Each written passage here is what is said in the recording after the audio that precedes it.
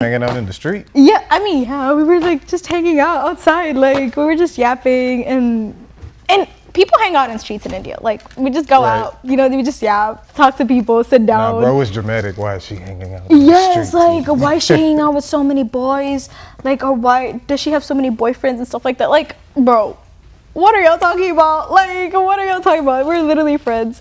So that's how they, even smallest things like that's like a friendship, they literally overcomplicate it and make it look like. So is that kind of what makes you feel like you can't write or release songs about the sexual assault experiences? Oh, no, definitely not. I'm very vocal about it because I feel like the problem was that I wasn't vocal about it. I didn't take a stand, and that was the issue. Because I feel like I was a child the first time I got sexually assaulted. I was 11 years old, and I didn't really know how it worked or anything. So I was just like a little confused and stuff. But and then after that, you know, the second time, I think I was like 13 or 12, 13, yeah. And at those ages, I just wanted to say something, but it just felt like the society, they will blame you. As a girl child, the society will blame you and be like, oh, you know, you're dressed too much. Like, I literally got blamed for being sexually assaulted. Like, they were like, oh, you know,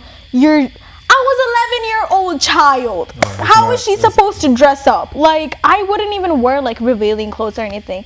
And that's when I realized that no matter how you're gonna dress, no matter what you're gonna do, people are gonna say stuff. They are gonna keep having stuff to say. So that's when I moved here, like I felt like I was more expressive of myself, because I felt like this place was like open, like it just felt more freedom. Basically, people were just minding their own business. Nobody's nosy minding other people's business. They're just minding their own business, and I really love that.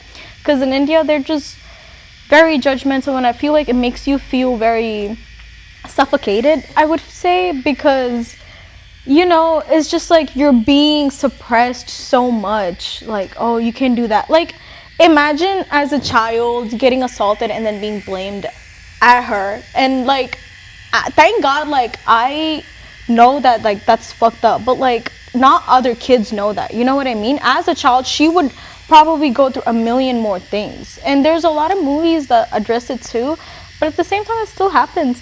Recently they found out that almost 1,000 girls in this really big auspicious temple in India, in South India, there were 1,000 girls who were kidnapped in the temple, raped, and buried in the temple by the temple representatives, and nobody did anything about it. And these are people of that higher caste that we were. I mean, it's not even higher caste, just authorities, higher authoriries. I mean, they're probably in higher caste too, because you know, if you're working in like in the temple and things like that. Yeah. But it's just like, you know, if you have money, you can just get away with anything. And I feel like you don't even have to be that big. You don't even need to be rich. It's like, imagine a girl gets assaulted by somebody really rich, and the guy that's the father, or like, you know, whoever. We don't have to imagine it, because there's a lot of there's some files involving someone. I don't want to get kimbled, but there's some files that haven't been released that we haven't seen yet. So it's not something that we have to even imagine. I understand exactly what you're literally, saying. they can't say anything. They can't do anything about it, because they're richer than them. They don't have the financial power to stand up and be like, oh, look, I have money, I have representatives, like I can sue you or I can do something about it. Yeah. So it's just so messed cost up. Money, and they cost time.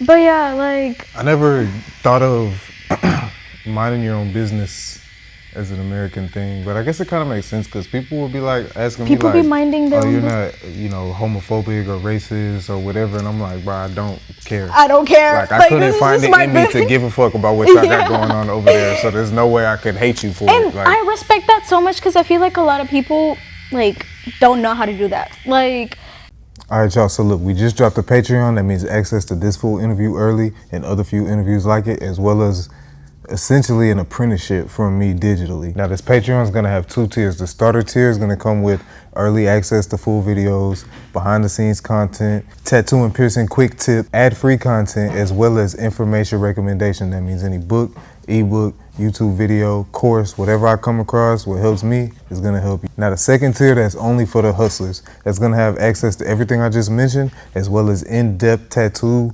videos with technique voiceovers. These are not time lapses.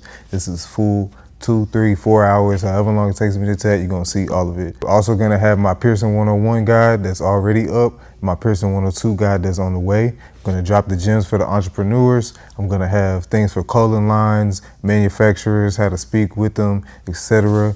I might even do some personal critiques for those trying to be tattoo artists. Be on the lookout for that. Subscribe to the channel and subscribe to the Patreon.